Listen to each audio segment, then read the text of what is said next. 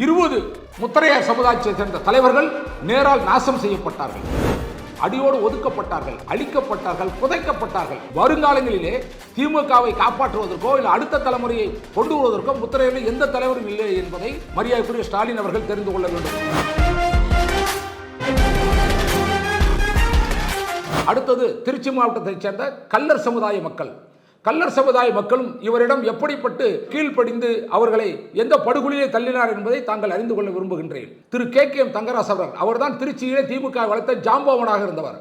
அவரது குடும்பம், அவரது அண்ணன் தம்பி 5 பேர் இன்னைக்கு திமுகவில் இருக்காங்களா இல்லையானே தெரியல, எங்க இருக்காருன்னே தெரியல. அதே போல அன்பில் பெரியசாமி, அதாவது மரியாதைக்குரிய மகேஷ் இருக்காரு, அவரோட சித்தப்பா, ஒரே திருப்பு தான் எம்எல்ஏ இருந்தாரு, எங்க இருக்காருன்னே தெரியல. KN சேகரன் ஒரு திருப்பு எம்எல்ஏ ஆனாரு, அவர் எங்க இருக்காருன்னு தெரியல. மலர்மன்னன் இறந்தே போயிட்டாரு. சிலையாத்தி அம்பியாபதி இப்ப இருக்க ஒன்றிய கழக செயலாளர், நீ நின்று ஜெயி, ஒன்றிய கவுன்சில் நீ தான் சேர்மன் சொன்னார். அவர் ஜெயிச்ச உடனே அங்க சேர்மன் அவரை போடாம உன்னை யாரும் ஏத்துக்கலன்னு சொல்லி திரு நேரு அவர்கள் உறவினர் வந்து அங்க ஆக்குறார், ரெட்டியாரை வந்து சேர்மன் ஆக்கிட்டார். அதே மாதிரி நாகவேணி வேலு மிகப்பெரிய ஜாம்பவான், திமுக ஜாம்பவான், திருச்சியில் வள வந்தவர். அந்த குடும்பம் ஒன்றும் இல்லாமல் பிடிச்சு திமுக ஓரம் கட்டப்பட்டது. அதே மாதிரி திருவரம்பூர் எம்எல்ஏ இருந்தவர் எம்எல்ஏ துரை கட்சியிலிருந்து நீக்கப்பட்டார், எங்க இருக்காருன்னே தெரியல. சாத்தனூர் சாமி ஐயா, அந்த குடும்பமும் அவருடைய வாரிசுகளும் யாரும் திமுகவுக்கு வர்றதில்லை. அதே மாதிரி செங்குறிச்சி கற்பையா மிகப்பெரிய ஜாம்பவனாக வள வந்தவர், மாவட்ட துணை செயலாளர் இருந்தவர், அவர் குடும்பம் எங்க இருக்குன்னு தெரியல. இதற்கு மேலாக இன்றைய தினம் மேலவை உறுப்பினராக இருக்கின்ற திருச்சி சிவா MP அவர்கள் கவர்மெண்ட் இருக்கும் பொழுது அவர் வீடு பூந்து ஆளை வச்சு அடித்தார், வீட்டை நொறுக்கினார் யாரு, நேரு. அந்த அளவுக்கு அராஜகம் மிகுந்து விட்டது. கல்லர் சமுதாயத்தை கூட இந்த 10 கல்லர் சமுதாய தலைவர்கள் இன்றைய தினம் திமுகவிலிருந்து நசுக்கி ஒடுக்கப்பட்டு விட்டார்கள். ஏன் இன்னைக்கு இருக்க MP சிவாவால கூட அவரோட ஒண்ணுமில்லை. இதுக்கு என்ன காரணம்னா பணபலம், அதிகார பலம், பதவி வெறி திரு நேரு அவர்களுக்கு. அது மட்டும் இல்லாமல் பிள்ளை சமுதாயத்தை சேர்ந்த, அதாவது வெள்ளாளர் கமிட்டியை சேர்ந்த மரியாதைக்குரிய பாலகிருஷ்ணன் முன்னாள் சேர்மன், அவர் குடும்பம் எங்கே இருக்குன்னே தெரியல. அவரெல்லாம் திருச்சியில் ஜாம்பவனாக வளர்ந்தவர் கலைஞர் காலத்தில், அன்பில் காலத்தில். அவரோட பையன் ஒரே ஒரு ஆள், ஒரே ஒரு திருப்பு தான் எம்எல்ஏ ஆனார், பரணிக்குமார். ஒரு திருப்பு திருச்சி 2வது தொகுதி எம்எல்ஏ. அதுக்கப்புறம் ஊரை விட்டே விரட்டிட்டார் நேரு, திருச்சியிலே இல்லை, மெட்ராஸுக்கு குடிபோயிட்டார். அதுக்கு மாதிரி வெள்ளமண்டி ஏவி கிருஷ்ணமூர்த்தின்னு இருந்தார், 2-3 திருப்பு எம்எல்ஏன்னு தோத்து போனார். அந்த குடும்பமும் இல்லாமல் போயிடுச்சு. இது மாதிரி பிள்ளை சமுதாயத்தை, வெள்ளாளர் சமுதாயத்தை அவரால் பாதிக்கப்பட்டிருக்கிறார்கள். அது மட்டுமல்ல, அடுத்தது தேவேந்திர குல வேளாளர்கள் திருச்சி மாவட்டத்தில் பாதிக்கப்பட்டார். குடமுருட்டி சேகர் என்பது எல்லோருக்கும் தெரியும். அவர் நேருடைய வரது களமாக வந்தவர். புரட்சித் தலைவி அம்மா அவர்கள் அவர் மீது சொத்து குவிப்பு நடவடிக்கை எடுத்த போது கூட குண்டார் சட்டத்தில் ஓராண்டு காலம் நேருனுடைய ஜெயிலில் இருந்தவர். அவரை ஓரங்கட்டி இன்னைக்கு திமுகவிலிருந்து ஓரங்கட்டி அவர் எங்கே இருக்கிறார் என்று தெரியாத அளவுக்கு அவர் நசுக்கி பிழிந்திருக்கிறார்கள். அடுத்து பம்பரஞ்சித்து பிச்சை, லால்குடி சேர்மனாக இருந்தவர். இன்றைய தினம் அந்த குடும்பம் எங்கே இருக்கிறது என்று தெரியவில்லை. அதற்கப்புறம் அந்த நூல் ஒன்றிய கழக செயலாளர் திரு கதிர்வேல் என்பவர் இருக்கிறார். அந்த நூல் ஒன்றியம் என்பது முத்தரையர் பகுதி அதிகமாக இருந்த பகுதி. அதிலே 15 ஆண்டுகளாக அந்த கதிர்வேலை வைத்துக்கொண்டு அவனுக்கு இருந்த 10 ஏக்கர் நிலத்தை அவர் விற்பனை செய்து இன்று ஒன்றுமே இல்லாத ஓட்டாண்டி ஆக்கி வச்சிருக்கிறார் அந்த கதிர்வேல் தாழ்த்தப்பட்ட சமுதாயத்தை சார்ந்தவர். பட்டாவத்தில் ரெங்கன் கலைஞருக்கு நேரடியாக தொடர்புடையவர். கலைஞர் அவர்கள் திருச்சி கரூர் ரோட்டில் வரும்பொழுது பட்டாவத்திலே ரெங்கன் வீட்டில் நிறுத்தி அவர் நலம் விசாரித்து தான் செல்வார். இன்னும் உயிரோடு இருக்கிறார், அவர் கண்டுகொள்ள ஆள் இல்லை. அதே போல இஸ்லாமியர் மக்கள், திருச்சி மாவட்டத்தில் பெரும்பான்மையாக வாழக்கூடிய இஸ்லாமிய மக்கள், திமுகவில் யாரும் பெயர் சொல்லக்கூடியவர்களுக்கு யாருமே இல்லை. ஏன் இல்லைன்னா, பாலக்கரை பிலால்ங்கிறவன் தான் ஜாம்பவனாக இருந்தார் திமுகவில் 1989. இப்படி பெரிய ஆளாக வளர்ந்துருவானா அவனை அடியோடு அழித்து கட்சியிலேருந்து ஓரம் கட்டி வச்சுட்டார். அதுக்கு அடுத்தாப்ப அலியார் யூசப்னு மாவட்ட இளைஞரணி அமைப்பாளர் இருந்தார், அவரையும் ஓரம் கட்டி வச்சுட்டார். அடுத்தது சல்மான, என்னுடைய நெருங்கிய நண்பர், அவரோட மாலிக் வந்து என்னோட கிளாஸ்மேட்டு, அவரோட மனைவி சல்மா துவரங்குறிச்சியில் எலெக்ஷன் நிற்கிறாங்க. அவங்கள போட்டி வேட்பாளர் நிறுத்தி அவங்கள தோக்கடிச்சார். அதே மாதிரி இப்ராஹிம் பிச்சை கவுன்சிலர், அவரையும் ஒழிச்சிட்டாங்க. இப்படி இஸ்லாமியருக்கு பகையை தேடிக்கொண்டார், அவங்கள யாருமே உள்ளே நுழைய விடாமல் பண்ணிட்டார். இப்படி முத்தரையர் சமுதாயம், கல்லர் சமுதாயம், தேவேந்திர குல சமுதாயம், பிள்ளைமார்கள், இஸ்லாமியர்கள் 5 சமுதாயத்தை ஒட்டுமொத்தமாக பாய்த்து 5 சமுதாயத்தில் இருக்கிற திராவிட முன்னேற்ற கழகத்தை அடியோடு அழித்து அவங்கள மேலே ஏறி நிற்கிறார். இதுதான் திராவிட மாடலா? ஒரு ஃபார்வர்ட் கம்யூனிட்டி சேர்ந்த ரெட்டியார் சமுதாயத்தை திரு நேரு அவர்கள் என்ன சொல்றார்? பிஜேபி வந்து ஆரிய வம்சத்தை சார்ந்தவர்கள் என்று சொல்றார். அப்படி என்றால் பெரியார் வழியில் வந்த நீங்கள் தாழ்த்தப்பட்ட மக்களை, பிற்படுத்தப்பட்ட மக்களை, மிகவும் பிற்படுத்தப்பட்ட மக்களை, மைனாரிட்டி மக்களை பாதுகாப்பேன் என்று சொன்ன இந்த கட்சி அனைத்து பிசி மக்களையும் விதித்து ஏறி நிற்கிறார் நேரு. அதை பார்த்து கொண்டிருக்கின்ற திராவிட முன்னேற்ற கழகமா திராவிட மாடல் ஆட்சி? மரியாதைக்குரிய ஸ்டாலின் அவர்களே, சொல்லுங்கள் பார்க்கலாம். திருச்சியில் என்ன நடக்கிறது என்பது உங்களுக்கு தெரியாதா? உங்களை நம்பி வாழ்ந்த இத்தனை சமுதாயம் சீரழிக்கப்பட்டிருக்கிறது. ஆந்திராவில் இருந்து வந்திருக்கக்கூடிய ரெட்டி சமுதாயத்தை ஒரு தனி நபர், ஒரு நேரு என்ற ஒரு தனி நபர் 35 ஆண்டு காலமாக 1989 இருந்து 2023 வரை 35 ஆண்டு காலமாக ஒரே அமைச்சர் வச்சிருக்கிறீங்களே, இதுக்கு பேர் மன்னராட்சியா இல்ல டெமோக்ரஸியா, ஜனநாயகமா? ஒரு அமைச்சர் 35 ஆண்டுகள் ஒரு நாட்டில் ஆண்டால் அதுக்கு பேர் மன்னராட்சி அல்லவா? புரட்சித் தலைவி அம்மா அவர்கள் என்ன பண்ணாங்க? இந்த 30 ஆண்டு காலத்தில் ஆட்சிக்கு வரும்பொழுது திருச்சியில் 6 முத்திரையர் மந்திரிகளை உருவாக்கினார்கள். பரஞ்சோதி, சிவபதி, அதே போல் அண்ணாவி, வளர்மதி, வெள்ளமண்டி நடராஜன் என்று பட்டியலிட்டு போலாம். இப்படி முத்திரையர் சமுதாயம் வாழ்ந்த பகுதியிலே ஒரு ஆளை கூட வாழ விடாம ஒரு மைனாரிட்டி சமுதாயத்தை சேர்ந்த நேரு அவர்களை திமுக தூக்கி பிடிப்பதன் காரணம் என்ன? இதுதான் திராவிட மாடலா? சற்று சிந்தித்து பாருங்கள், நன்றாக சிந்தித்து பாருங்கள். திராவிட மாடல் என்று மக்களை ஏமாற்ற வேண்டாம். இனியும் மரியாதைக்குரிய மாண்புமிகு தமிழக முதல்வருக்கு ஒரு முக்கியமான அன்பான ஒரு வேண்டுகோள். மண்ணச்சநல்லூர் சட்டமன்ற தொகுதியிலே வெற்றி பெற்று அமைச்சரானவர் செல்வராஜ் அவர்கள் இன்ற தினம் மரணமடைந்து விட்டார். அந்த தொகுதியிலே மறுபடியும் அவர் நிற்பதற்கு நேரு வாய்ப்பு கொடுக்கவில்லை.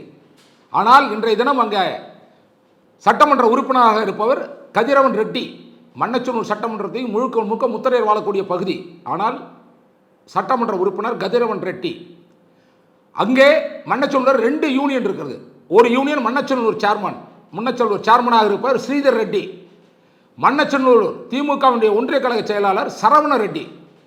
அதற்கடுத்தாமல் முசிறி சேர்மன் ராமச்சந்திர ரெட்டி, முசிறி ஒன்றிய கழக செயலாளர் சீனிவாச ரெட்டி. சற்று சிந்தித்து பாருங்கள் தமிழக முதல்வர் அவர்களே. ஒரு சட்டமன்றத்தில் முத்திரை பெரும்பாடியை வாழக்கூடிய பகுதியில் சரி எம்எல்ஏ ரெட்டியை வச்சுக்க, ஒரு யூனியன் சேர்மனாக கூட கல்லறையோ முத்திரையரோ போடக்கூடாதா? ஒரு தேவேந்திர குலவர்கனை போடக்கூடாதா? 2 யூனியனுமே சேர்மன் 2 பேருமே ரெட்டியாரு, ஒன்றிய கழக செயலாளர் ரெட்டியாரு. எப்படியா இந்த திமுக ஒத்துப்பான் மக்கள்? நேரோட அராஜகம் இப்போ புரியுதா தலைமைக்கு? இன்னும் புரியலையா? இன்னும் வாசிக்கிறேன் கேளுங்க. அதுக்கு அடுத்தால துறையூர் ஒன்றிய கழக செயலாளர் அரவிந்த் ரெட்டி, உப்புளியபுரம் ஒன்றிய கழக செயலாளர் நடராஜ் ரெட்டி, துறையூர் நகராட்சி சேர்மன் முரளி ரெட்டி, துறையூர் நகர செயலாளர் முரளி ரெட்டி, திருச்சி மாவட்ட அறக்காவலர் குழு தலைவர் முரளி ரெட்டி. நல்லா தெரிஞ்சுங்க, ஒரே முரளி ரெட்டி 3 பதவி வைக்கிறார். இதெல்லாம் எப்படியா ஒத்துக்குவாங்க? திருச்சியிலே பெரும்புடுகு முத்திரையர் மாவட்டம்னு பேர் வச்சாங்க புரட்சித் தலைவர் அம்மா அவர்கள். திருச்சியிலே எப்பொழுது 6 சட்டமன்ற உறுப்பினர் முத்திரையர் சமுதாயத்தை சார்ந்தவர் இருப்பார்கள், மற்றவங்களும் இருப்பாங்க 9 தொகுதியில். ஒரு திருச்சி கார்பரேஷனில் இருக்க 60 வார்டில் இந்த நேரு முத்திரையருக்கு 1 சீட்டு கொடுத்துருப்பாரா? கவுன்சில் சீட்டு. எப்படி திமுக வாக்களிப்பார்கள் மக்கள்? இதுதான் திராவிட மாடல் ஆட்சியா? பிற்படுத்தப்பட்ட மக்களும் தாழ்த்தப்பட்ட மக்களையும் குழி தோண்டி புதைக்கிற அந்த திமுக ஆட்சி நமக்கு தேவையா? அதனால தான் சொன்னார் பாரத பிரதமர் அவர்கள் திருநெல்வேலியில் பேசும்போது என்ன சொன்னார் தெரியுமா? திமுக அரசு மோசமான அரசு, ஊழலான அரசு, அந்த ஆட்சியை இறக்க வேண்டும் சொல்லல, திமுக என்ற கட்சியே தமிழகத்தில் இருக்காது என்று சொன்னார். நன்றாக புரிந்து கொள்ளுங்கள் நாட்டு மக்களே, வாக்காளர் பெருமக்களே, நன்றாக தெரிந்து கொள்ளுங்கள். திமுக என்ற கட்சியே தமிழகத்தில் இருக்காது என்று பறைசாற்றில் சென்றிருக்கிறார் மாண்புமிகு பாரத பிரதமர் அவர்கள். இப்படிப்பட்ட மோசமான ஆட்சி நடத்தக்கூடிய ஆட்சி தான் திராவிட ஆட்சி என்பதை நீங்கள் புரிந்து கொள்ள வேண்டும். 1989 2006 நான் சட்டமன்ற உறுப்பினராக திமுகவினுடைய கூட்டணி கட்சியில் இருக்கும் பொழுது நேருக்கு லால்குடியிலே 2 ஏக்கர் நிலம், முடியும் பொழுது 550 ஏக்கர் நிலம் ஒரே இடத்துல, அங்கெல்லாம் கிடையாது. 5 கிராமத்தை வாங்கிட்டார். எப்படி அந்த ஊரில் ஓட்டு போடுவான்? 4 முறை ஜெயிச்சிருக்காரு இப்ப இருக்க சவுந்தரபாண்டியன் திமுக எம்எல்ஏ. ஆனா நேரு அங்க நின்னா தோக்கறாரு, சொந்த ஊர்ல தோக்கறாரு, காணக்கிளியனூர்ல தோக்கறாரு நேரு. ஆனா திருச்சியில வந்து நின்று ஜெயிக்க நினைக்கிறார். என்னைக்கு திமுக ஜெயிக்குதோ அன்னைக்கு நேரு ஜெயிப்பார். திமுக என்னைக்கு தோத்து எதிர்கட்சியாதோ அன்னைக்கு நேரு தோப்பார். இவர் பெரிய தலைவரா? சொல்லுங்க பாப்போம். இவரை வச்சுக்கிட்டு இருக்காரு ஸ்டாலின். எந்த விதத்தில் நியாயம்?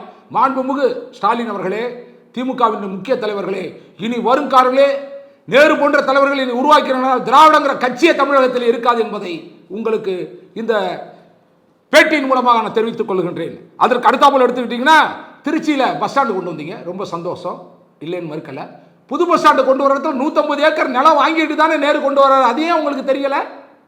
ரிஜிஸ்டர் ஆஃபீஸ் உங்கள்கிட்ட தானே இருக்கு. 150 ஏக்கர் நிலத்தை வாங்கிக்கிட்டு இன்னைக்கு ஆர்சிஎஸ்ங்கிற ஒரு திருச்சியில் மிகப்பெரிய கல்லர் சமுதாயத்தை சேர்ந்த ஒரு பெரிய கம்பெனி 25 ஏக்கரை மிரட்டி எழுதி வாங்கியிருக்காரு. இது உங்களுக்கு தெரியலையா?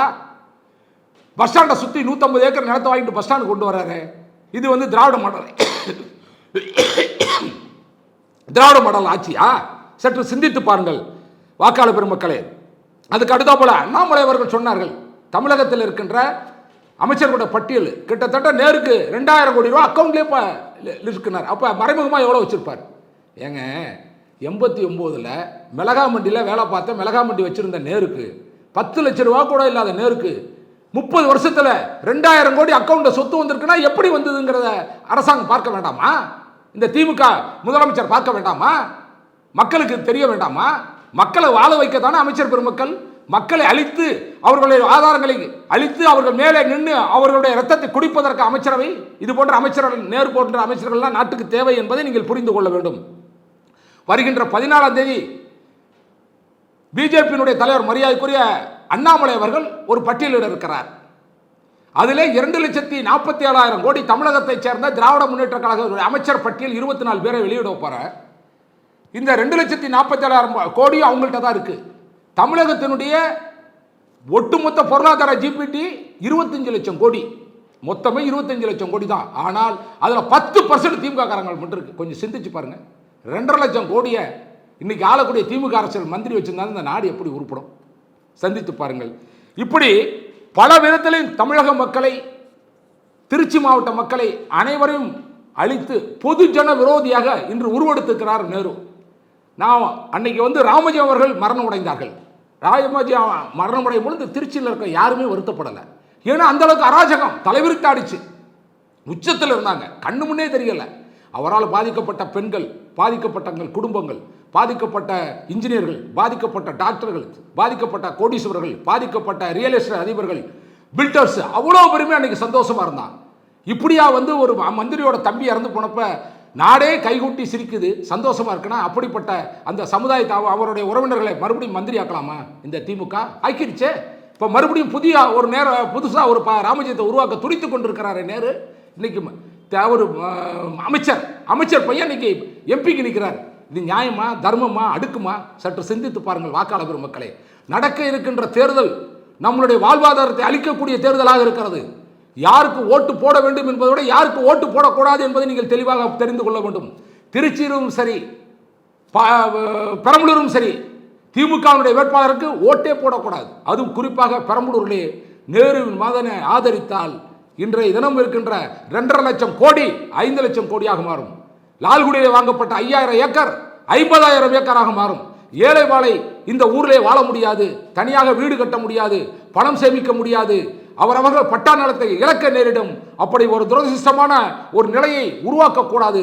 அதற்கெல்லாம் நீங்கள் நாடாளுமன்ற தேர்தலிலே பெரம்பலூரிலே அவருக்கு நேரடியாக தான் சம்பாதித்த சொத்தை மக்களுக்கு வாரி வழங்கக்கூடிய பாரி வள்ளலுக்கு பிஜேபியினுடைய சின்னமான தாமரை சின்னத்திலே வாக்களிக்க வேண்டும் என்று கேட்டுக்கொண்டு ஒரு நல்ல தீர்ப்பை இந்த பகுதி மக்களுக்கு நீங்கள் வழங்க வேண்டும். ஒரு நல்ல நாடாளுமன்ற வேட்பாளரை நீங்கள் பெரம்பலூரிலும் திருச்சியிலும் தேர்ந்தெடுக்க வேண்டும் என்று கேட்டுக்கொண்டு அன்போடு விடைகின்றேன். சிந்தித்து வாக்களிப்பேர் என்பதை அன்புடன் மீண்டும் மீண்டும் வலியுறுத்தி, மாண்புமிகு தமிழக முதல்வர்களே, இந்த செய்தியை உங்களில் காற்று உங்களுடைய நாலேஜுக்கு கொண்டு வர வேண்டும், உங்களுடைய அறிவுக்கு எட்ட வேண்டும் என்பதற்காக நான் பகிரங்கமாக இந்த பேட்டியை கொடுக்கிறேன். தயவு செய்து தகுந்த நடவடிக்கை எடுத்து திருச்சி மாவட்ட மக்களை நேரிடமிருந்து காப்பாற்றுங்கள் என்று கூறி அன்போடு விடைபெறுகின்றேன். நன்றி, வணக்கம்.